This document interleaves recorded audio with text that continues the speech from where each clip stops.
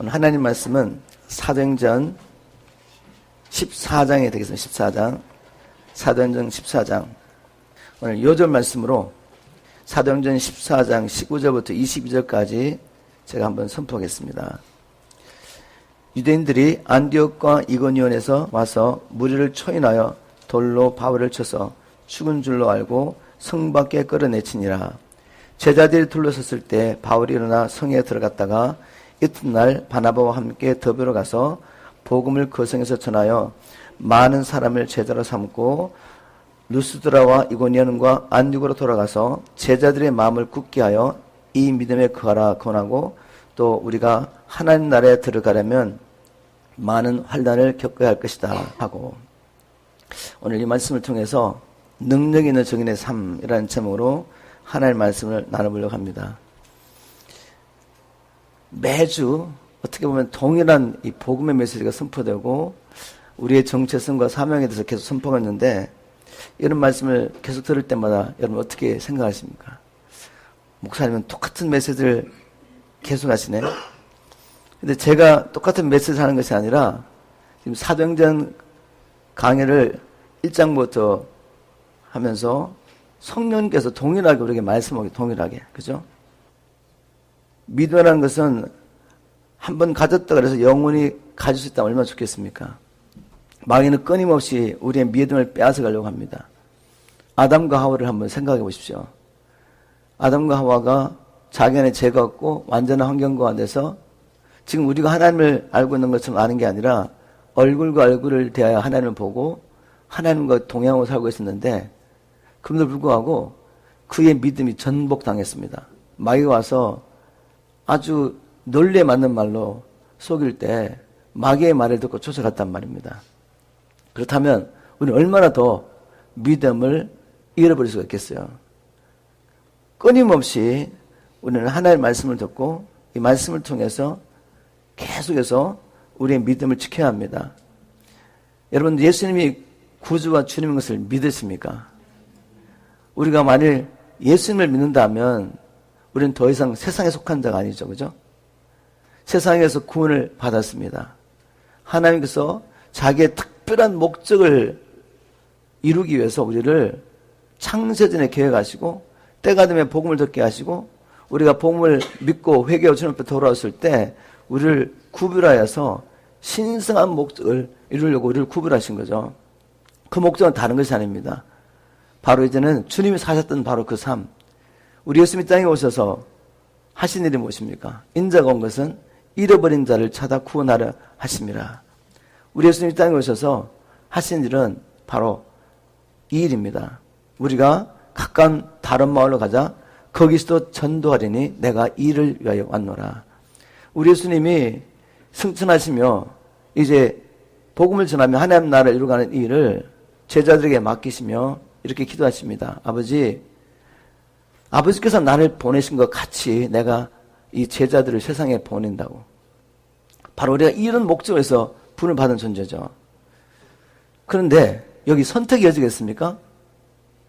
내가 증인의 삶을 살아도 되고 안 살아도 되고. 여러분, 선택의 여지가 없습니다. 우리는 증인의 삶을 살든지 아니면 여전히 나를 위해서 살든지 둘 중 하나 선택하셔야 돼요.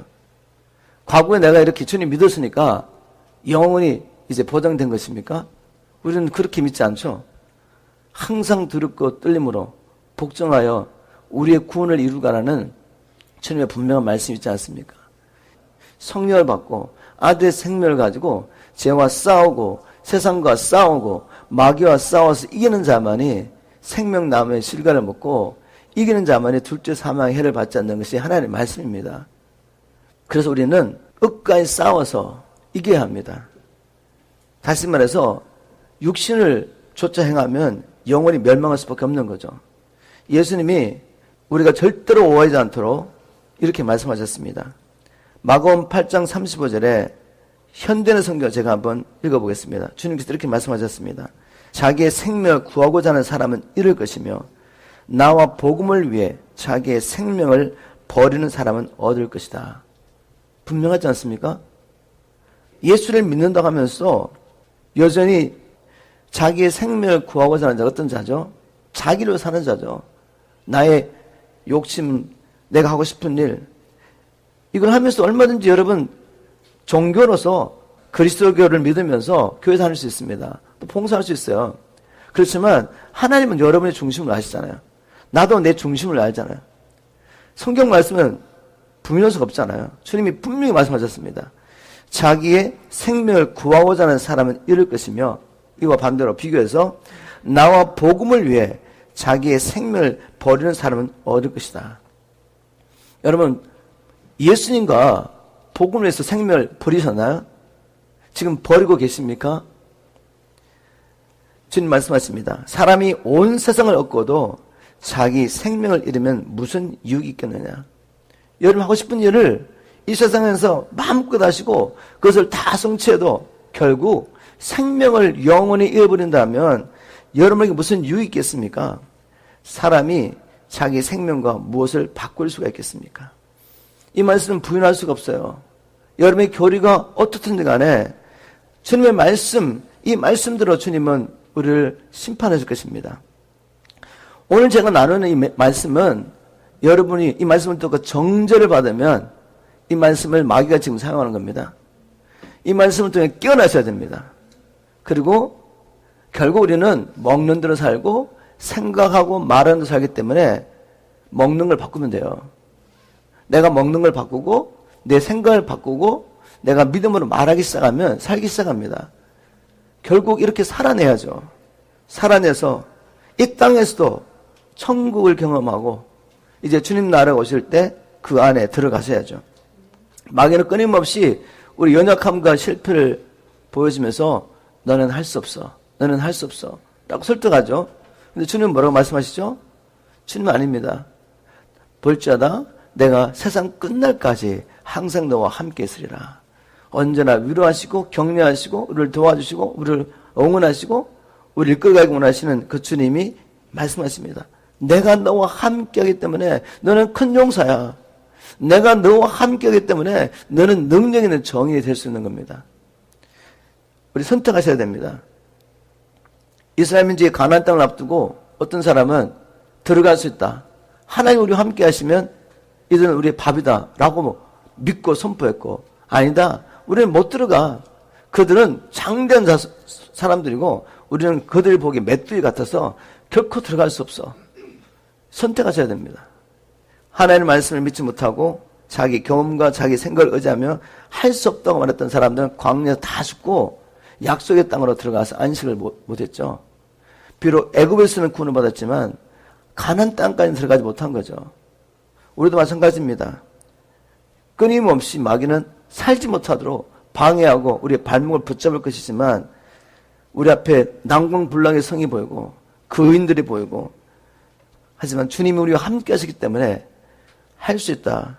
그리고 이 말씀은 살아낸다고 확신하다면 살 수 있습니다. 오늘 말씀을 통해 다시 한번 도전을 받으시고 영적으로 깨어나시고 무엇보다도 살아낼 수 있는 힘을 받으시길 주님을 축복합니다. 능력 있는 정인의 삶을 살 수 있도록 주님은 계속해서 말씀을 통해 우리에게 보여주고 계십니다.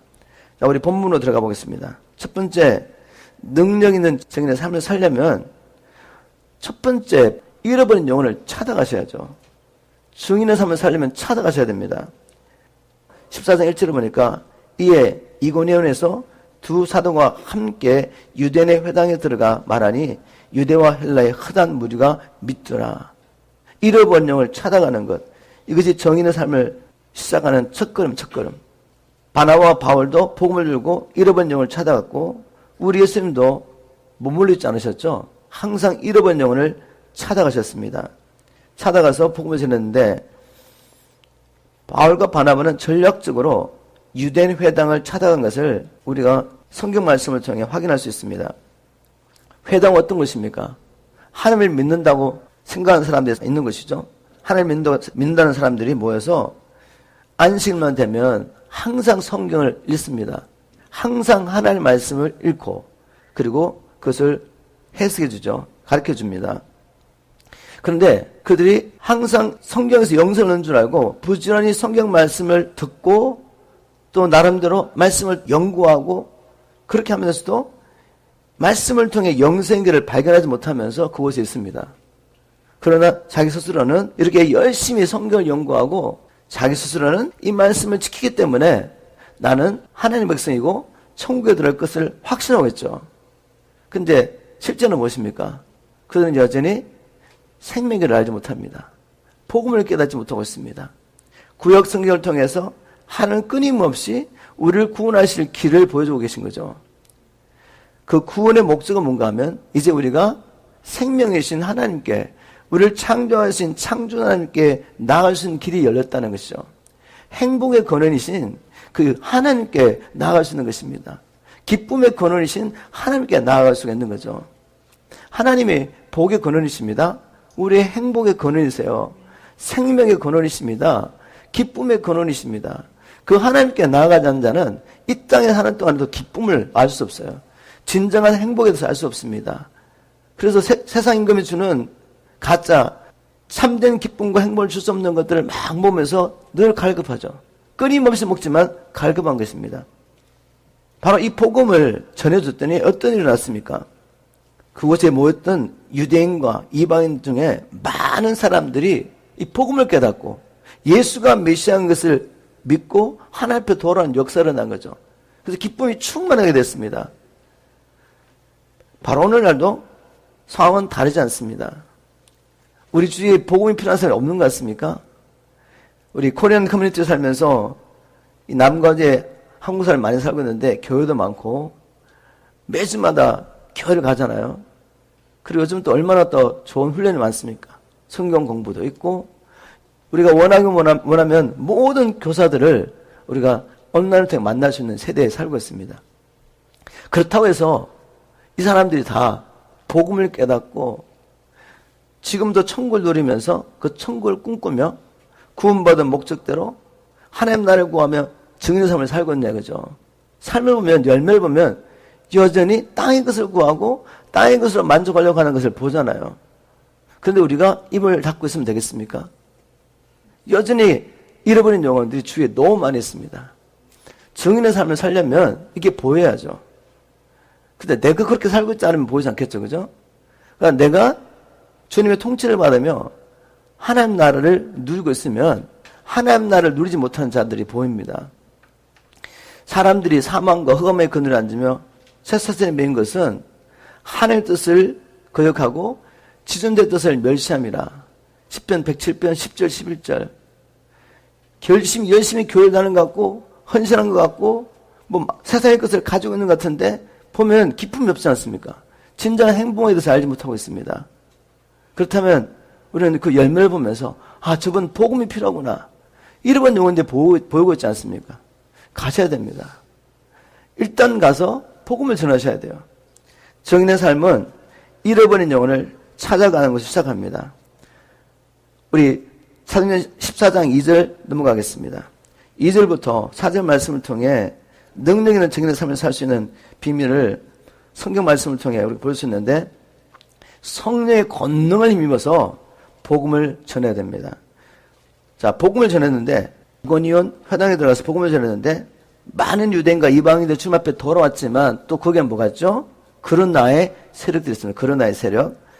2절에 보니까 그러나 순종치 아니하는 유대인들이 이방인들의 마음을 선동하여 형제들에게 악감을 품게 하거늘 두 사도가 오래 있어 주를 힘입어 담대히 말하니 주께서 저희 손으로 표적과 기사를 행하게 하여 주사 자기 은혜의 말씀을 증거하시니 그 성내 무리가 나뉘어 유대인을 쫓는 자도 있고 두 사도를 쫓는 자도 있느니라. 우리가 복음을 증거할 때 반드시 알아야 할 일은 뭔가 하면 복음을 증거하면 반드시 반대하는 세력들이 일어나게 됩니다.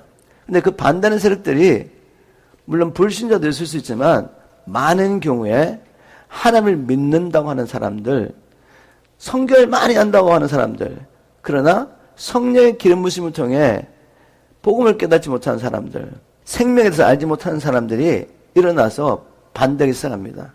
바울이 주님을 만나기 전에 그런 사람이었죠. 예수님 당시에 대부분의 유대인들이 자기 스스로는 하나님의 백성이라고 확신하고 있었지만 실체는 무엇이었습니까? 마귀의 자녀들이죠. 그래서 예수님을 핍박하고 대적합니다. 이들은 자기들의 확신과 관계없이 마귀에 속한 것을 그들의 삶의 일을 통해 보여주겠죠. 근데 이들이 하는 일이 뭔가 하면 형제들에 대해서 악감을 품게 만드는 것입니다. 여기 형제들이라고 개혁성경에 번역했는데 다른 번역에 보면 이들이 바로 복음을 전하는 두 사도 바나바와 바울에서 알 수가 있습니다. 현대 성경에 보면 바울과 바나바에게 악한 마음을 품게 했다. 또 NLT 보면 poisoned the minds of Gentiles against Paul and Barnabas. 즉 복음 필요한 이방인들, 복음을 받아들일 사람들의 마음 가운데 복음을 전하는 사람들에서 오해하게 하고 그 안에 악심을 품게 만든 거죠. 이것은 복음을 전해보면 항상 경험한 일입니다. 저도 복음 전해보면 항상 경험하는 거죠.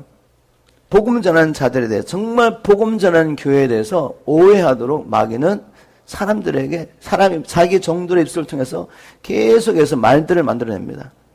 아마 우리 교회에 대한 저에 대한 이야기도 수없이 많을 겁니다. 이 유대인들이 바울이 가는 곳마다 따라다니면서 이 이야기를 하고 있습니다. 바울에 대해서 도전하고 복음 전하는 바울과 바나바에 대해서 악심을 품게 만드는 거죠. 마귀는 어떻게든지 간에 복음을 전하는 전도자들에서 좋지 못하는 생각을 갖도록 역사하고 있구나. 방해하고 있구나. 여러분, 그럼에도 불구하고 우리가 어떻게 된다면 두 사도가 오래 있어 주를 힘입어 담대히 말하니. 다시 말해서 그런 말들을 우리가 들으면서 마음이 상하거나 아니면 나를 변호하려고 하기 시작하면 이제 어떻게 됩니까? 마귀의 전략에 마귀에 대해서 딱 걸리는 거죠. 마귀는 뭐를 못하게 하려고 지금 이런 일을 보려고 했죠? 우리의 입술을 통해서 복음이 선포되지 못하게 막는 것입니다. 혹 복음을 선포하더라도 상한 심령으로 말을 하면은 그리스도의 사랑이 아니라 상한 심령으로 말하기 시작하면 나를 증명하려고 내가 믿고 있는 이 복음이 진짜라는 것을 증명하려고 남을 공격하거나 그런 마음을 하게 되면 어떻게 되겠어요? 그 말을 통해 성령이 역사할 수 없잖아요. 어떻게든 우리의 마음을 상하게 하고 어떻게든 좌절하고 낙심하게 하고 결국 복음 전가하지 못하게 하는 것이 마귀이기 때문에 그럴 때 우리는 어떻게 됩니까? 더 힘써서 복음을 전하되 주님의 능력을 힘입어 주님을 의지하고 계속 복음을 선포해야 됩니다. 아마 여러분의 삶 가운데서도 마귀가 복음 전가를 하면 이런저런 이야기를 만들어내고 여러분을 공격하고 여러분을 좌절하게 하면서 결국 여러분이 입을 벌리지 못하게 할 겁니다. 그래서 우리는 항상 성령의 권능을 힘입어 복음을 전파해야 됩니다. 그런데 이걸 모르는 알지만 막상 이런 일이 딱 당하면 어떻게 되죠?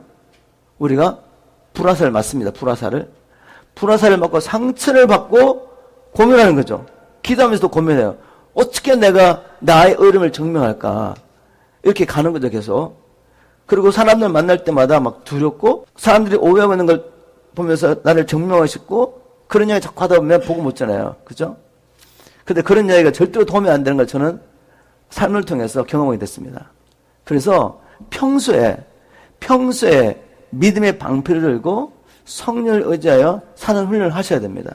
평소에 전신갑주를 입고 전신갑주를 보시면 제가 보기에 전신갑주는 말씀의 충만입니다. 여러분 전신갑주가 뭔지 아시죠? 에베소서 6장의 12절에 바울이 우리의 싸움은 혈과 육에 된 것이 아니라 정사와 권세와 어둠의 세상 주관자들과 하늘의 악한 영들이다. 이들과 싸워서 하나님의 뜻을 다 행하고 온전히 서기 위해서는 전신갑주를 입어야 됩니다. 전신갑주는 진리로 허리를 띠고 의의 흉비를 붙이고 평안의 복음으로 신을 신고 구원의 투구를 쓰고 믿음의 방패를 들고 성령의 검을 들고 성령에서 무시로 기도함으로 전신갑주 입어야 됩니다. 근데 이게 다 말씀이죠. 진리가 무엇이죠? 말씀이잖아. 말씀 충만 받아야죠. 의의 흉배, 우리의 의는 예수 그리스도를 믿음을 말미암아 제 용서를 받고 하나님 앞에 완전한 의를 갖고 있죠. 그런데 얼마나 많은 사람들이 연약하고 쓰러질 때 마귀의 정죄를 받고 쓰러져가지고 나도 지금 이렇게 살고 어떻게 복음을 전해 이렇게 생각하는 겁니다. 아니죠. 의의 흉비를 붙여야죠. 평안의 복음으로 신을 신고 우리가 하나님과 복음을 통해 화평하고 예수 그리스도의 이 복음을 통해 용서를 받고 하나님과 화평하고 또 관계 가운데서도 용서하지 못한 사람을 주님의 용서를 받은 우리가 서로 용서하면서 평안을 누리고, 이 평안이 없다면 신발이 없이 군인이 전쟁터에 나가는 것과 똑같습니다. 로마 군인의 신발은 밑에 뾰족한 송곳 같은 게 나와 있어요. 바닥에서 막 싸우면서 달려야 되는데 바닥이 미끄러지면 그냥 미끄러지지 않습니까? 그래서 바닥에 송곳 같은 것이 나와 있죠. 그래서 이 신발은 무기입니다, 무기. 든든히 서서 싸울 뿐만 아니라 넘어진 적을 제압하기 위해서 발로 밟으면 죽는 거죠. 이 신발을 신고 바로 이 복음이죠, 복음. 구원의 투구. 우리 구원을 어떻게 경험합니까? 하나님의 말씀을 믿음으로, 복음을 믿음으로 경험하죠. 믿음의 방패.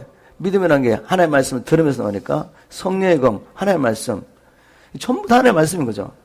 늘 말씀에 충만한 삶을 우리가 살면서 우리는 군이기 때문에 언제나 싸울 준비를 하고 있지 않으면 공격이 왔을 때 믿음의 방패가 없습니다. 맞는 거죠, 그냥. 그래서 쓰러집니다.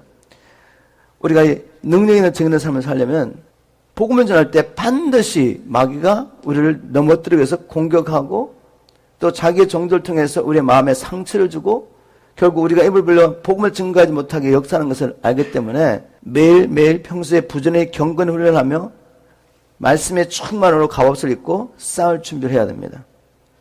우리 한번 세 번째 14장 5절부터 7절 말씀을 통해 능력 있는 정의의 삶을 살기 위해서 우리가 어떻게 하는지 보겠습니다. 핍박이 올 때 피하는 것도 지혜입니다. 지혜.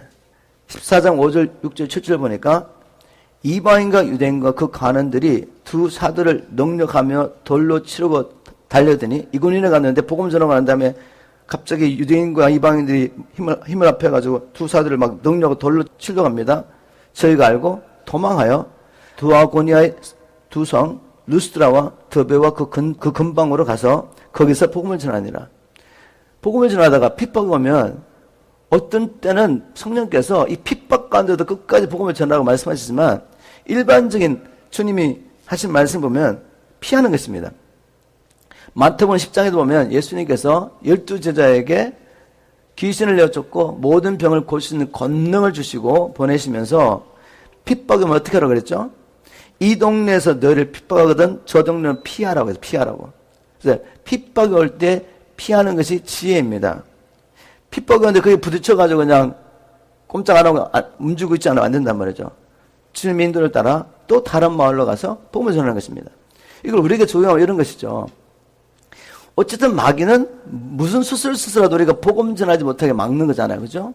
근데 우리 가정 간에, 우리 가족 간에 믿지 않는 자가 있단 말이에요. 믿지 않는 자가. 그죠? 그게 나의 뭐 아내가 될 수 있고, 남편이 될 수 있고, 내 자녀가 될 수가 있고, 가까운 친척이 될 수가 있고. 근데 복음을 전했는데 그들이 아직 복음을 받아들일 준비가 안 되고 마음에 강팍한 거죠. 뭐, 불신자 남편을 두신 자매님들이 늘 고민하는 게 그거잖아요. 그래서 이분은 복음을 받아들일 준비가 안 되고 막 핍박하는데 이 사람이 어쨌든 복음 전하려고 하다가 지쳐가지고 쓰러지면 되겠어요? 그건 주님의 전략이 아니죠. 그분을 위해서 계속 기도하지만 열린 문을 찾아서 가셔야 돼요. 왜냐하면 항상 잃어버린 영혼은 우리 주위에 있기 때문에 예배된 영혼이 있단 말입니다. 근데 마귀는 이렇게 말하는 거죠. 야, 네 남편도 믿지 못하게 하면서 네가 어디 가서 복음 전하겠냐? 이렇게 말하면 여러분 설득이 되십니까, 여러분? 되면 안 돼요, 여러분? 최선을 다하여 물론 우리가 말씀대로 살면서 삶을 통해 살아내야 되는 것도 있습니다.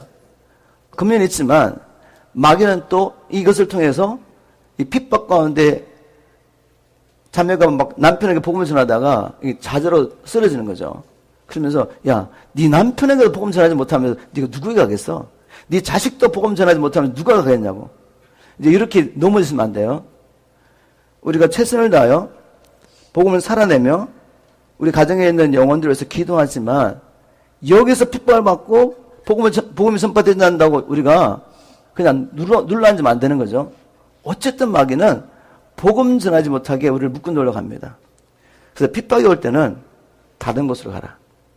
열린 문을 찾아서 끊임없이 복음 전하는 삶을 살다 보면 때가 되면 주님께서 우리가 뿌려놓은 그 씨앗을 열매 맺게 하십니다.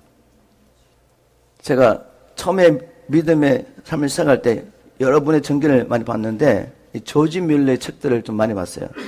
그분은 평생에 5만 번 이상의 기도응답을 초자연적으로 받았다는 분이신데 그분이 기도하는 사람들이 있었거든요. 살아있는 동안에는 자기 친구 중에 어떤 분이 계셨는데 살아있는 동안에는 조지 뮬러가 5만 번 이상의 초자연적인 기도응답을 받았지만 살아있는 동안에 그 친구가 복음을 받아들이지 않았어요. 그럼에도 불구하고 조지 뮬러 낙심하지 않고 믿음으로 기도했습니다. 그리고 많은 일을 했죠. 그런데 조지 뮬러가 죽고 난 다음에 그 친구가 조지 뮬러의 장례식에 왔다가 주님을 만난 거죠. 조지 뮬러를 통해서 하나님 행하신 일들을 이렇게 보면서 다른 말로 하면 우리의 기도는 응답된다. 특별히 영혼을 위한 기도는 응답되기 때문에 한 곳에 막혔다고 좌절하지 마시고 한 곳에서 핍박한다고 그냥 좌절하지 마시고 열림을 향하여 계속 주님의 도구로 선한 도구로 쓰임 받고 있으면 반드시 우리 가족들 주님 앞에 돌아올 수 있습니다. 이제 8절로 넘어가겠습니다. 8절부터 10절 말씀을 통해 이제 능력 있는 정인의 삶을 살려면 마귀의 뜻을 주의해야 돼. 마귀의 뜻. 마귀가 어떤 뜻을 통해서 복음 전한 자를 넘어뜨리려고 하는지 보겠습니다. 루스드라에 갔을 때 어떤 일이 있었습니까? 루스드라에 8절부터 10절 루스드라에 발을 쓰지 못하는 한 사람이 있어 앉았는데 나면서 안전병이 되어 걸어본 적이 없는 자라. 바울의 말하는 것을 듣거늘 바울이 주목하여 구원받을 만한 믿음이 그에게 있는 것을 보고 큰 소리로 가로되 내 발로 바로 일어서라 하니 그 사람이 뛰어걷는지라. 여러분 상상력을 동원하세요. 루스드라에 나면서부터 안전병이 된 자가 있었는데 바울이 복음을 전하다 보니까 그에게 치유받을 만한 믿음이 있는 게 보이는 거죠. 그래서 선포했습니다. 네 발로 일어나 서라고. 한 번도 일어나 본 적이 없는 사람인데 초자연적인 역사를 일어났습니다. 나면서부터 안전병이가 된 자가 예수님으로 일어난 거죠. 한마디로 말하면 주님의 권능으로. 그런데 그 일 후에 두 가지 큰 시험이 옵니다. 우리 전도자들 이걸 아셔야 돼. 복음 전화 보시면 정말 믿음으로서 복음 전하면 초자연 역사 일어납니다. 자, 이게 다 이제 주님이 하시는 일인데 이런 일을 있고 나면 반드시 마귀가 크게 두 가지로 공격을 합니다. 첫 번째 공격은 뭔가 하면 바로 사람으로부터 보는 영광과 칭찬을 받도록 유혹합니다. 마귀가. 이게 아주 무서운 건데 우리 사도행전 14장 11절부터 13절 보겠습니다. 안전병이 일어나고 난 다음에 무리가 바울의 행한 일을 보고 루가오니아 방언으로 소리를 질러 가로되 신들이 사람의 형상으로 우리 가운데 내려오셨다 하여 바나바는 스스로하고 바울은 그 중에 말하는 자이므로 험해하더라. 성박 스스 신당에 제사장이 소와 화관을 가지고 대문 앞에 와서 무리와 함께 제사하고자 하니 갑자기 그냥 바울을 통해 초자연적 역사 나타나니까 사람들이 자기들이 섬기는 신이 사람의 몸을 입고 내려왔다고 믿으면서 제사를 그죠? 어떻게 보면 이 사람에게 주목하면 사람에게 영광을 돌려고 하는 거죠. 이럴 때 우리가 여기에 빠져들어가면 안 됩니다. 사도행전 3장에 보면 비슷한 일이 있었죠. 베드로가 3장에 보면 나면서부터 안전병이 있는 자를 베드로가 또 일으킵니다.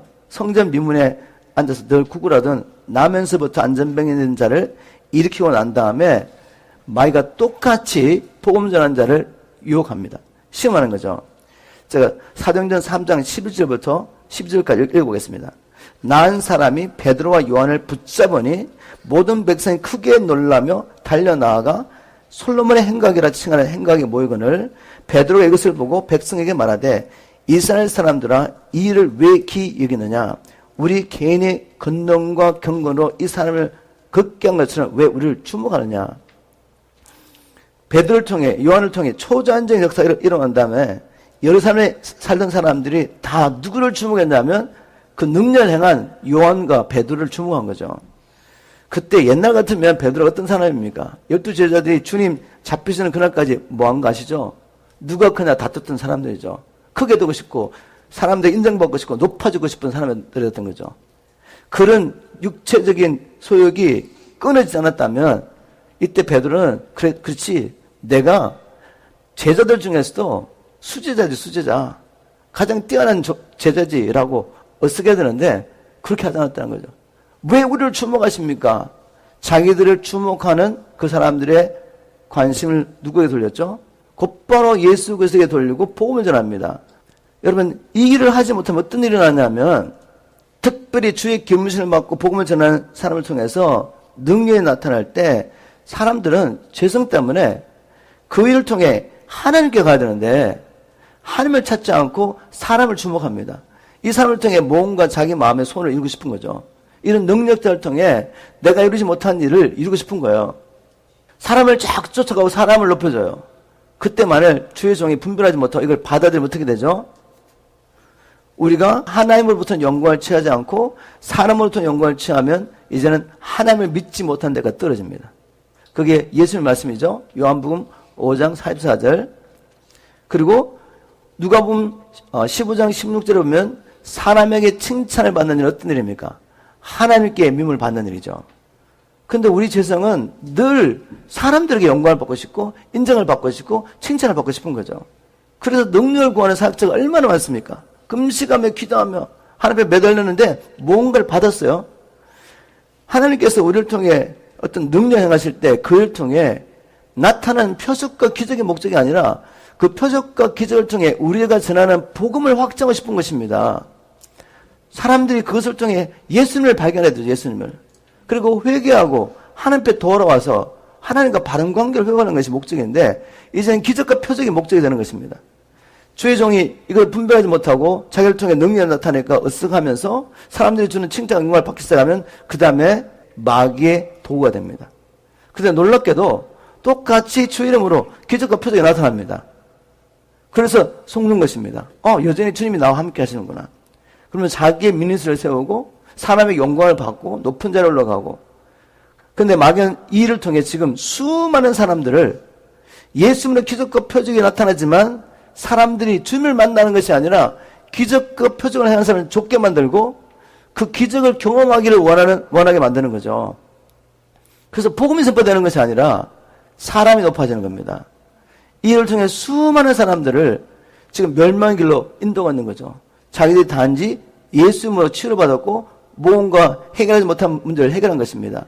그런데 예수가 정말 주님이 돼서 회개하고 자기의 생명을 드리고 주님께서 우리를 창조하신 창조의 목적을 따라 사는 건 아닌데 주님을 믿음으로 뭔가를 취하고 얻으러 가죠. 바로 주님을 자기 욕심에 맞는 자기의 욕심에 맞는 다른 예수를 만들어서 섬기고 있는 거죠. 우상입니다. 우상. 유대인들이 그렇게 하나님을 우상으로 섬긴 거죠. 이게 얼마나 무서운지 모릅니다. 여기서 분별하고 물리쳐야 됩니다. 물리치고 나니까 마귀가 물러가지 않습니다. 마귀는 또다시 다른 시험을 가지고 바나바 바울을 찾아오죠. 그게 무엇입니까? 이제는 엄청난 핍박으로 바나바 바울을 공격합니다. 두 번째 시험은 뭔가 하면 14절부터 19절 말씀을 통해 보겠습니다. 두 사도 바나바와 바울이 듣고 옷을 찢고 무리 가운데 뛰어들어가서 소리 질러 가로되 여러분이 어찌하여 이러한 일을 하느냐? 우리도 너희와 같은 성전을 가진 사람이라. 똑같은 사람이란 말이죠. 너희에게 복음을 전하는 것은 이 헛된 일을 버리고 천지와 바다와 그 가운데 만물을 지으시고 살아계신 하나님께로 돌아오라 함이라. 바로 이런 목적을 분명히 알고 전도자가 와서 복음을 전해야 됩니다. 우리가 이 복음을 전하는 것은 또 복음을 전할 때 이렇게 예수님의 초자연적인 역사가 나타나는 것은 당신들 회개하고 살아계신 하나님께 돌아오라고 우리가 복음을 전하는 것인데 왜 우리를 주목하십니까? 이렇게 말하고 겨우 머리를 말려서 자기들에게 제사를 못하게 했습니다. 그러고 나니까 바울이 두 번째 공격을 하죠. 19절에 보니까 유대인들이 안디옥과 이고니에서 와서 안디옥에서 복음을 전하고 핍박이 일어나니까 이고니에 왔고 이고니에서 복음을 전하다 핍박이 오니까 이제 루스드라까지 왔는데 루스드라에서 복음을 전하고 있는데 유대인들이 이미 복음을 전했던 그 도시에서 와가지고 지금 사람들의 마음을 격동시켜가지고 뭐 했습니까? 19절에 보니까 유대인들이 안디옥과 이고니에 와서 무리를 초인하여 돌로 바울을 쳐서 죽은 줄 알고 성 밖에 끌어내치니라. 마귀는 사람의 영광과 칭찬을 받도록 이 사역자를 유혹하다 안 되면 그 다음 핍박은 핍박. 그죠? 이 핍박을 이겨내야 돼요. 근데 패런이 비슷합니다. 사도행전 3장에 베드로가 나면서부터 안전맨이 된 자를 예수 이름으로 일으키고 난 다음에 사람들이 베드로와 요한을 주목하죠. 사람의 영광과 칭찬을 받도록 유혹합니다. 이걸 물리치고 나니까 어떻게 일어났습니까? 바로 종교 지도를 통해서 베드로와 요한을 감옥에 집어넣는 핏벌한 거죠. 사도행전 4장 1절부터 3절을 보면 사도들이 백성에게 말할 때 제사장들과 성전 맡은 자와 사두개인들이 이르러 백성을 가르침과 예수를 들어 죽은 자 가운데 부활하는 도를 전함을 싫어하여 저희를 잡음에 날이 이미 저물므로 이튿날까지 가더니라. 똑같은 패턴. 그죠? 사람에게 영광과 칭찬을 받도록 유혹하다 안 되면 이제 핍박으로 자기의 종을 통해 핍박하는 것입니다. 우리가 이런 마귀의 이 시험에 빠지지 않기 위해서 정신을 바짝 차려야 됩니다. 그리고 우리가 누구인가를 늘 생각해야 되죠. 이 땅에서 영광과 칭찬을 받을 일은 아무도 없습니다. 그리고 사람들이 오는 영광과 칭찬은 영원하지 않고 언제나 바뀔 수 있습니다. 나를 칭찬하고 높이던 자가 나를 핍박하는 자가 될 수 있는 거죠. 우리의 기쁨은 우리 주님께 있습니다. 하나님이 행복에 권하신 것을 꼭 기억하십시오. 인간은 다른 데서 행복을 찾을 수가 없어요. 인간은 다른 데서 기쁨을 찾을 수가 없습니다. 주님 안에 진짜 행복과 기쁨이 있는 것을 발견한 사람은 바울과 실라가 나중에 빌립보에 가서 복음 전하다가 채찍에 맞고 감옥에 던지고 난 다음에도 거기서 하나님을 찬미하며 하나님 앞에 기도하죠. 바울이 나중에 복음을 전하다가 로마 감옥에 갇히고 난 다음에 거기서 서신서를 쓰면서 특히 빌립보 교회에게 기뻐하라. 내가 다시 말하니 항상 기뻐하라. 감옥에 갇힌 사람이 왜 기뻐하는지, 그죠? 또 우리 사도행전 5장에 보면 베드로와 요한이 결국은 예수님으로 말하지 말라고 했는데 말했기 때문에 채찍에 맞고 나오죠, 그죠? 채찍에 맞고 나오면서 기뻐합니다. 도대체 기쁨의 근원이 어디에 있습니까? 바로 주님 안에 있습니다. 여러분, 다른 데 찾으시면 안 돼요. 내가 덜 가졌기 때문에 행복하지 않은 것이 아니라 뭔가 주님과 내가 막혀있다는 거죠. 주님 안에 있고 주님과 연합했다면 행복의 근원, 기쁨의 근원이신 주님으로부터 행복과 기쁨이 흘러나와서 우리가 경험하는 환경과 관계없이, 이 세상에서 우리가 경험하는 어떤 환경과 관계없이 우리는 기뻐할 수 있습니다. 이런 기쁨을 알아야지 유혹도 물리치고 핍박도 이길 수 있습니다. 또 보겠습니다. 사도행전 14장 19절부터 21절 말씀을 통해서 능력 있는 정인의 삶을 살려면 성령님께 완전히 사로잡혀야 됩니다. 그리고 주님의 사랑과 은혜의 포로가 돼야 돼요. 19절에 다시 한번 읽어보면 유대인들이 안디옥과 이고니에 와서 물을 초인하여 돌로 바울을 쳐서 죽은 줄 알고 성 밖에 끌어내쳤습니다. 제자들이 둘러섰을 때 바울이 일어나 성에 들어갔다가 이튿날 바나바와 함께 더베로 가서 복음을 그 성에 전하여 많은 사람을 제자로 삼고. 상상력을 동원하십시오. 유대인들이 와서 바울을 돌로 칠 때 목적 있죠, 목적? 왜 돌로 쳤습니까? 죽으라고 돌 던진 겁니다. 죽으라고. 예? 바울 죽이려고 돌을 들고 바울에게 던졌어요. 뭐 한두 방 맞았겠습니까? 바울이 그 돌 한두 방 맞고 죽은 척하니까 죽은 줄 알고 갖다 버렸겠어요? 아닙니다. 분명한 목적을 가지고 돌을 던져서 머리에, 뭐 얼굴에, 뭐 피투성이 됐겠죠. 돌로 맞아가지고 몸에 상처가 있었겠죠. 팔다리가 부러질 수 있는 거죠. 바울이 완전히 죽었는지 아니면 정말 거의 죽게 된지 모르겠지만 유대인들은 이 바울이 죽은 줄 알고 덜끝에 들어서 버린 게 아니라 질질 끌고 와가지고 성 밖에 버렸어요. 거의 죽은 겁니다. 완전히 죽었든지 안 죽었더라도 거의 죽었겠죠. 이런 바울이 제자들이 와서 바울 주위에 둘러섰습니다. 둘러섰을 때 바울이 벌떡 일어납니다. 일어나가지고 자신의 핍박하던 도성으로 다시 돌아가요. 그리고 그 다음날 툴툴 털고 다른 도성에 가서 복음을 전하는데 주님이 역사하셔가지고 수많은 제자들이 주님 앞에 돌아옵니다. 자, 이게 가능한 일일까? 어떻게 이렇게 살 수 있을까? 여러분 이렇게 살고 싶지 않으세요? 저는 정말 그렇게 살고 싶습니다. 주님, 한 번밖에 없는 인생인데 어차피 죽을 몸인데 이 몸 바쳐 주님 섬기고 싶습니다. 내 몸이 어떻게든 복음 전하다가 주님 부르실 때 갈 수 있게 도와주세요. 주님 어떻게 하면 바울처럼 살 수 있습니까? 바울이 쓴 서신서에 보면 그 비결에서 비결, 그죠? 바울은 하나님의 은혜의 포로가 된 자입니다. 하나님의 사랑의 포로된 자이고 성령에 붙잡혀 산 사람이죠. 우리가 이렇게 살면 됩니다. 자, 고린도전서 15장 10절. 바울이 이렇게 살았던 비결을 이렇게 말하죠. 고린도전서 15장 10절에 보면 그러나 나의 나 된 것은 하나님의 은혜로 된 것이니. 은혜입니다. 하나님의 은혜. 하나님의 은혜에 사로잡혀야 돼요. 하나님의 은혜로 된 것이니 내게 주신 그의 은혜가 헛되지 아니하여 내가 모든 사도보다 더 많이 수고했으나 내가 아니요 오직 나와 함께 하신 하나님의 은혜로다. 이 은혜를 어떻게 받는지 나중에 나누고 결국 우리에게는 하나님의 은혜에 사로잡히는 일이 필요하구나. 하나님의 은혜가 생명보다 필요한 사람들입니다. 우리는. 결국 우리는 능력 있는 정의의 삶을 살아야 돼요. 바로 그 목적을 위해서 주님께서 우리를 불러주셨기 때문에 나를 구원하신 목적을 버린다는 것은 이제 주인 바꾸는 것과 똑같은 거거든요. 우리는 이 삶을 살아야 됩니다. 그래서 말씀을 통해서 어떻게 살아야 할 것을 발견하시고 하나님의 그 은혜를 구하셔야 돼요. 바울은 이 은혜로 그렇게 산 겁니다. 사도행전 20장 22절에 보니까 또 이렇게 바울이 말합니다. 바울이 어떻게 그렇게 살았느냐? 이제 나는 거역할 수 없는 성령의 강한 힘에 이끌려. 쉬운 말 성경 번역했는데 거역할 수 없는 성령의 강한 힘에 이끌려 예루살렘으로 올라갑니다. 거기서 무슨 험한 일이 나를 기다리고 있는지 나는 잘 모릅니다.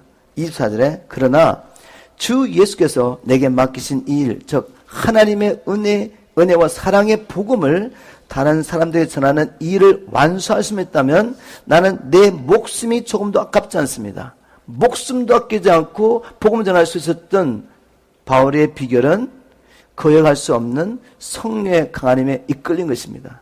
성령의 강한 힘. 근데 바울이 에베소서 1장의 19절에 보면 에베소에 있는 성도로서 기도할 때 어떤 기도를 했냐면 주님께서 이미 저들에게 베푸신 지극히 크신 능력에 알게 해달라고 기도했어요. 이 능력이 이미 우리 안에 있습니다. 또 우리에게 또 부음받을 것입니다.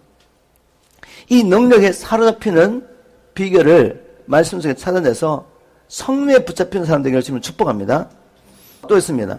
고린도후서 5장 14절에 보면 그것은 그리스도의 사랑이 우리를 지배하고 있기 때문입니다. 라고 말했습니다. 내가 미쳤어도 주를 위해 미친 것이다. 미친 사람처럼 복음 전한 거죠, 바울이.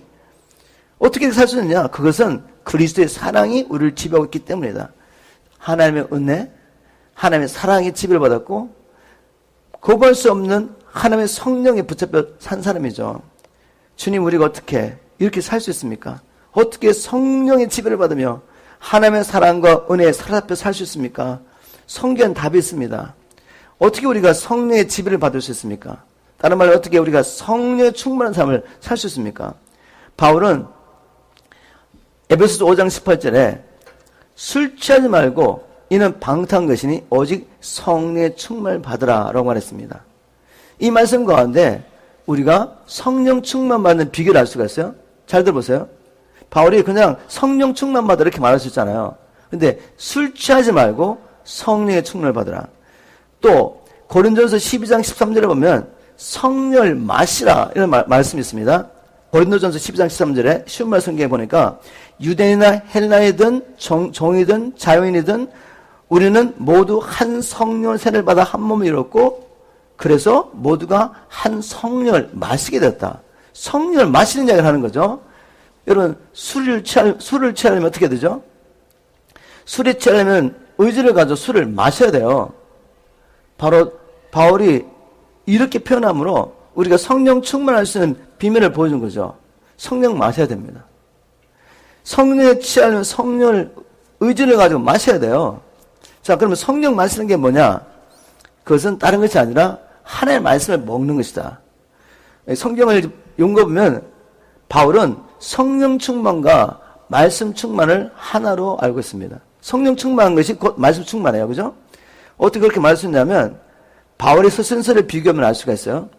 바울이 로마에서 감옥에 있을 때 쓴 서신서 중에 에베소서와 골로새서는 서신서가 있는데 에베소에 있는 성도들에 보낸 편지죠.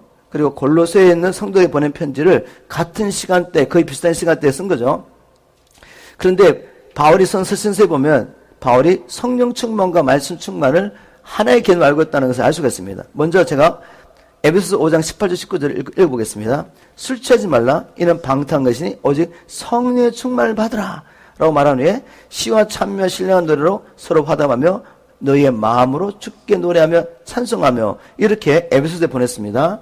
이제 골로새서에 보낼 때도 성령의 충만을 받으라 이렇게 말해야 되는데 그렇게 하지 않고 골로새에 있는 성도들에게는 그리스도의 말씀이 너희 속에 풍성히 거하여 모든 지혜로 피차 가르치며 권면하고 시와 찬미와 신령한 노래를 부르며 마음의 감사함을 하나님께 찬양하고 그 뒤에 내용은 똑같은데 시작을 다르겠죠. 그죠? 성령 충만 받으라 라고 에베소서에 말하고 골로새 성도들은 그리스도의 말씀이 내 안에 풍성히 거하게 하라 이렇게 말한 거죠. 그는 바울은 성령 충만과 말씀 충만을 하나의 개념으로 알았습니다. 또 성경을 연구하다 보면 우리가 재미있는 걸 발견할 수 있는데 성경을 번역한 사람들도 하나님의 감동을 받은 사람들이 성경을 번역했습니다. 그래서 성경 번역을 보면 아주 재미있는 걸 발견할 수가 있죠. 사도행전 18장 5절에 보면 개역 성경을 이렇게 번역했습니다. 실라와 디모데가 마게도냐로 내려오매 바울이 하나님의 말씀에 붙잡혀 예수를 그리스도라고 담대하게 고린도서 선포합니다. 하나님의 말씀에 붙잡혀서 예수가 그리스도로 선포했다고 이렇게 번역했는데 똑같은 본문을 뉴 킹 제임스 버전은 다르게 번역했어요. 말씀에 붙잡다고 말하지 않고 Paul was compelled by the Spirit 즉 성령에 붙잡혀서 예수가 그리스도로 선포했다고 번역한 거죠. 그러면 하나님의 감동을 받은 사람들이 이 말씀 충만과 성령 충만을 하나 본 것입니다. 그럼 결론은 났죠. 그죠? 성령을 마시는 것은 구체적으로 실제적으로 할 수 있는 방법이 말씀을 먹는 거구나. 말씀을. 우리가 시간과 물질과 그걸 들여가지고 술을 마시잖아요. 그죠? 술을 마시다 보면 나중에는 내가 의지를 가지고 마셨으면 나중에는 술이 나를 끌고 갑니다. 똑같은 현상이 일어납니다. 처음에 내가 의지를 가지고 말씀을 먹어야 되지만 말씀을 먹다 보면 말씀이 나를 끌고 가요. 말씀이 내 안에서 너무너무 갈급해가지고 더 말씀을 먹게 만드는 거죠. 이런 일이 반드시 있습니다. 이제 성령 충만한 길을 보여드려서 여러분들에게 성령 충만하고 성령에 붙잡히지 않으면 정의의 삶 살 수가 없습니다. 성경 분명히 성령 충만한 길을 보여줬죠. 말씀 충만한 삶을 살기 위해서 시간을 정하고 하나님의 말씀을 외우고 묵상하고 늘 그것을 먹으셔야 됩니다. 또 성령을 마시는 비밀에 대해서 예수님이 잠깐 인사이트를 주셨는데 제가 요한복음 20장 21절 그리고 20장 22절 말씀을 통해서 보여드리겠습니다. 성령 마시는 법. 예수께서 또 가라사대 너에게 평강이 있을지어다. 아버지께서 나를 보내신 것 같이 나도 너를 보내노라. 이 말씀을 하시고 잘 들어보세요. 저희를 향하여 숨을 내실 때 주님이 부활하신 주님이 숨을 내쉬는 겁니다. 그리고 성령을 받으라 이렇게 말했어요. 이 말씀을 통해서 민의 선진들은 성령의 충만을 받기 위해서 믿음으로 숨을 쉬었습니다. 호흡했습니다. 호흡. 숨을 쉬면서 믿음으로 성령님 내 안에 충만하게 임해 주십시오. 예수님으로 채워주십시오라고 하면서 주님만 바라보면서 성령의 충만을 사모하면서 믿음으로 숨을 쉬셨어요. 믿음으로 성령을 받아들인 거죠. 끊임없이. 이제 기도가 깊어지면 다른 기도를 하지 않습니다. 그냥 예수 충만을 외치는 거죠. 그리고 성령의 충만을 구하면서 성령으로 나의 온 인격이 채워지도록 내 영혼과 몸이 성령의 완전한 지를 받도록 믿음으로 계속 성령님을 사모하면서 숨쉬는 거죠. 저는 이제 이 두 가지를 계속 합니다. 계속. 믿음했을 때 맞다는 것을 경험했습니다. 제가 이만큼까지 복음을 전할 수 있는 것은 거듭났을 때 주님이 제게 말씀에 대한 갈급함을 주셔서 끊임없이 말씀을 읽고 외우고 묵상하고 쓰고 끊임없이 말씀을 읽었습니다. 그걸 말씀을 채웠죠. 말씀을 모은 겁니다. 바로 말씀을 채워주니까 입이 열릴 수밖에 없어요. 입이 열려서 복음을 전할 수밖에 없습니다. 또 사역을 하다 보니까 얼마나 힘들고 피곤합니까? 성도도 그냥 설교만 하는 게 아니라 한 사람 한 사람 이렇게 기도를 하다 보니까 너무 에너지가 나가요. 그래서 너무너무 지칩니다. 그럴 때는 딱 멈추고 5분이라도 숨 쉬는 거죠. 주님, 제 안에 있는 모든 피곤함과 또 내가 다른 사람을 사역하면서 그 악한 영을 접하게 되잖아요. 싸움 가운데 지쳤던 모든 부분들을 이렇게 주님 앞에 다 내려놓으면서 다 내보내고 성령님을 숨쉽니다. 성령님 제 안에 충만히 해주십시오. 숨을 쉬면서 5분, 10분을 기다리는 거죠. 그러면 몸도 마음도 힘을 얻습니다. 내 영도 힘을 얻고 다시 기도하기 시작하는 거예요. 이렇게. 제게는 이게 워킹합니다.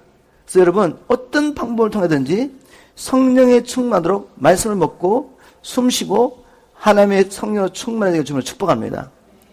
이제 하나님 은혜와 사랑에 사로잡히는 비밀을 보여드리겠는데 다른 방법이 아니에요. 잘 들어보세요. 하나님의 은혜와 사랑이 누구에 임하느냐? 바울의 삶을 통해 보면 바울이 복음을 전하다가 고난과 핍박받을 때 이 은혜와 사랑이 임했습니다. 다시 한번 설명하겠습니다. 하나님의 은혜와 사랑에 사로잡히기 원하시죠? 그러면 복음을 전하다가 고난과 핍박을 받는 데까지 가셔야 돼요. 제가 성경을 보겠습니다. 로마서 5장 3절부터 5절을 보면 그 원리가 나와 있죠. 바로 환난과 핍박을 통해 결국 하나님의 사랑이 바울 안에 부어지는 것을 알 수가 있습니다. 그뿐 아니라 우리는 어려움 가운데서 기뻐합니다. 왜냐하면 우리가 겪는 어려움이 결국 인내를 낳고 인내는 우리의 성품을 단련시켜주고 그러한 성품은 마침내 소망을 이루는 줄을 우리가 알기 때문입니다. 우리가 품은 소망은 우리를 절대로 낙심시키지 않습니다. 왜냐하면 하나님께서는 우리에게 주신 성령을 통하여 자신의 사랑을 우리 마음속에 가득 부어주셨기 때문입니다. 시작은 어떻게 시작했죠? 복음 전하다가 환난을 당하는 거죠. 근데 환난 가운데 기뻐한대요. 결국을 아니까.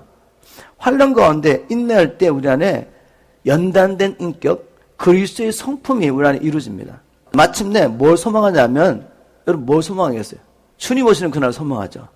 주님 오시는 그날 우리가 완전한 자유를 경험할 것입니다. 완전한 구원. 우리의 죽을 몸까지, 지금은 제가 있는 이 몸까지, 주님의 영광스러운 몸까지 변화될 것을 소망하게 되죠.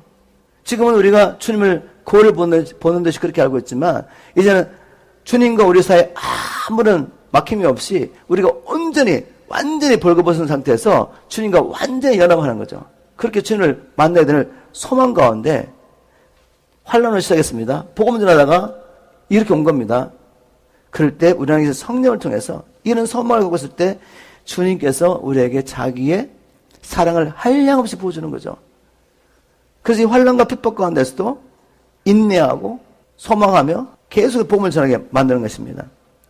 이렇게 환난 가운데 인내할 때 주님께서 자기의 사랑을 우리에게 부어주십니다.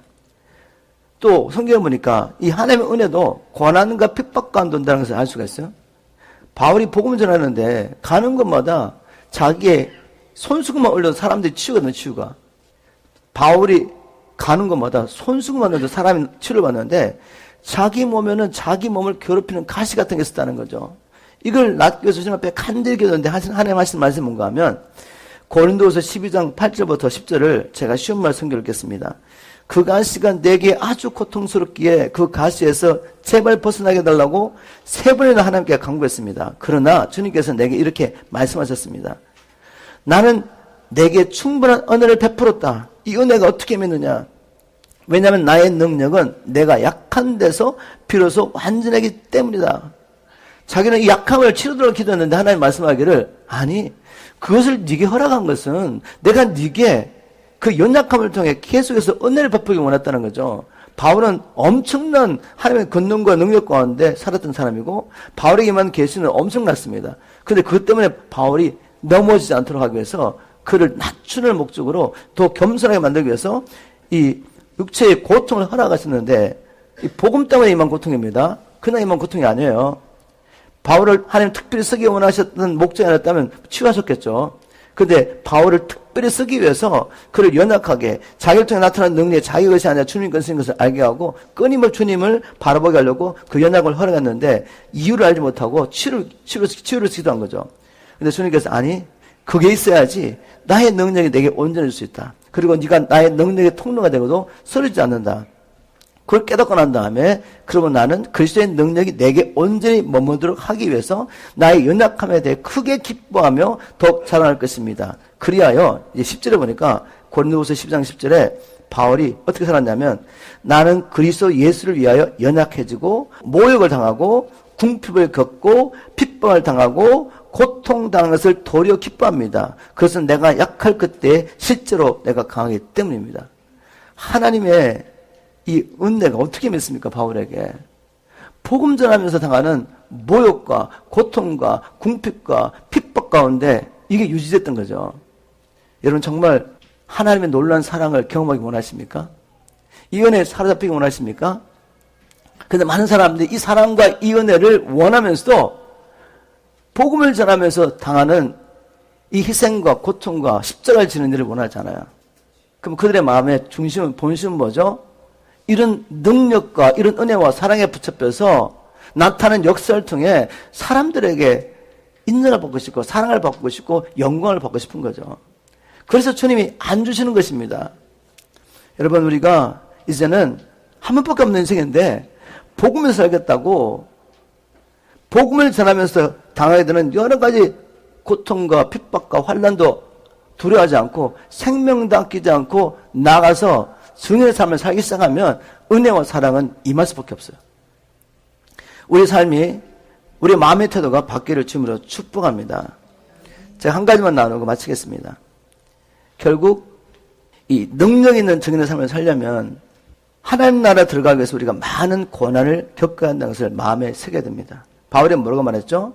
바울이 이제 복음을 전하고 안디옥교로 돌아갈 시간이 되니까 자기가 복음을 전했던 도시들을 다 돌아다니면서 신자들을 굳게 하고 제가 14장 22절 오늘 본문 말씀 있습니다. 언제나 믿음에서 살라고 그들을 격려하며 우리가 하나님 나라에 들어가려면 많은 고난을 겪어야 한다고 알려줬습니다. 여러분 이게 왜 이렇게 중요하죠? 우리가 능력 있는 정인의 삶을 살기 위해서 이게 왜 이렇게 중요합니까? 하나님 나라 들어가려면 우리가 많은 고난을 겪어야 된다. 얼마나 많은 사람들이 바울이 전한 복음을 왜곡해서 우리가 하나님의 은혜를 믿기 때문에 하나님의 은혜를 믿음으로 구원받기 때문에 내 삶, 내가 어떻게 살든 관계없이 천국 간다고 이렇게 배웠단 말이에요. 이 잘못된 복음을 믿고 있으면 어떻게 살겠습니까? 사람들이 쉽게 죄와 타협하겠죠. 세상 사람들과 똑같이 살겠죠. 그러면서 헛되이 자기는 천국 간다고 믿고 있는 거죠.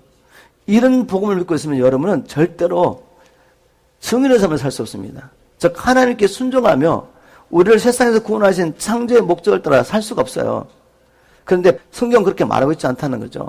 바울도 하나님 나라에 들어가기 위해서 우리가 얼마나 애쓰고 힘써야 되는지 믿음을 지키고 싸워야 되는지를 거듭거듭 말했습니다. 제가 한번 몇 구절 읽어보겠습니다. 로마서 8장 로마에 쓴 편지에도 8장 13절에 만일 여러분이 죄 많은 육신에 따라 살아간다면 여러분은 반드시 죽을 것입니다. 지금 교회가 하는 말입니다. 육신 쫓아 살면 반드시 죽습니다. 이 말씀을 마음에 새기셔야 돼요. 그러나 여러분이 성령을 쫓아 육신의 악한 행실을 죽이면 반드시 살 것입니다. 고린도전서에도 6장 9절 불의한 자가 하나님의 나라를 유업으로 받지 못할 줄을 알지 못하느뇨 미혹을 받지 말라. 음란한 자나 우상 숭배하는 자나 가늠하는 자나 탐생하는 자나 남생하는 자나 이런 자들 하나님 나라 유업을 받을 수 없다. 마음에 새기십시오. 바울은 그래서 고린도전서 9장 27절에 나도 내 몸을 쳐서 복종시키는 것은 내가 남에게 전다원에 오히려 나 자신이 버림을 당할까 두렵기 때문이다 라고 말했습니다. 그래서 빌립보서 2장 12절에는 사랑하는 나의 형제들이여 여러분이 항상 순종해 왔듯이 내가 여러분과 함께 있을 뿐만 아니라 내가 없을 때도 더욱더 순종함으로 두렵고 떨리는 마음으로 자신의 구원을 계속 이루어 가십시오. 구원 이루어가야 됩니다. 믿음의 싸움에서 승리해야 됩니다. 믿음을 지켜야 됩니다. 예수님도 하나님 나라 들어가기를 힘쓰라고 그랬죠? 좋은 문으로 들어가기를 힘쓰라고. 우리가 이런 메시지를 통해서 오직 믿음으로 우리가 하나님 앞에 죄업당을 받고 죄용서를 받고 의롭당을 받지만 그 믿음으로 살려고 하면 무릇 그리스도 예수 안에서 경건한 삶을 살려고 하면 어떻게 되죠? 반드시 핍박이 있습니다. 이걸 아셔야지. 바로 그런 핍박과 환난 가운데 우리는 하나님을 찾을 수밖에 없고 다시는 이 땅에 소망을 두지 않고 하나님 나라를 꿈꾸며 하나님 나라를 기다리는 자는 반드시 정의의 삶을 살게 되었습니다. 그래서 주님 오시는 그날까지 우리 자신을 지킬 수가 있는 거죠. 말씀 뵙겠습니다. 여러분 어떤 믿음을 가지고 사십니까? 여러분 자신을 누구라고 확신하며 살고 있습니까? 세상에서 분을 받은 주의 정의라는 확신이 있습니까? 정의의 삶은 살아도 되고 안 살아도 되는 삶이 아니죠. 우리가 이 생명을 버리지 않으면 잃어버리게 되고, 주님과 복음을 위해서 생명을 내어놓으면 영원히 살게 되는 것이 영적인 원리입니다. 능력인 삶을 살려면 이제 세상의 영을 마시면 안 돼요. 세상의 것을 먹으면 안 됩니다. 주님을 마셔야 됩니다. 말씀을 먹고 성령을 호흡하셔야 돼요. 여러분이 예수를 믿는다 하면서도 실제로는 늘 분주한 세상 일에 묶여 살고 있다면, 그래서 세상의 것을 여전히 먹고 살고 있다면, 오늘 이 시간에 우리 주님보다 더 사랑하는 모든 것, 내가 관심을 가지고 있는 모든 것들, 이 우상을 버리고 주님 앞에 돌아오기를 주님으로 축복합니다. 우리가 주님 앞에 돌아가서 우리 죄를 자복하고, 주님 다시 한번 우리에게 부흥을 허락하여 주십시오. 전심으로 주님을 구하면서 부흥을 사모하십시오. 주님 오시기 전에 우리가 회복되고 주님 오시기를 예배하는 저와 여러분 되기를 주님을 축복합니다.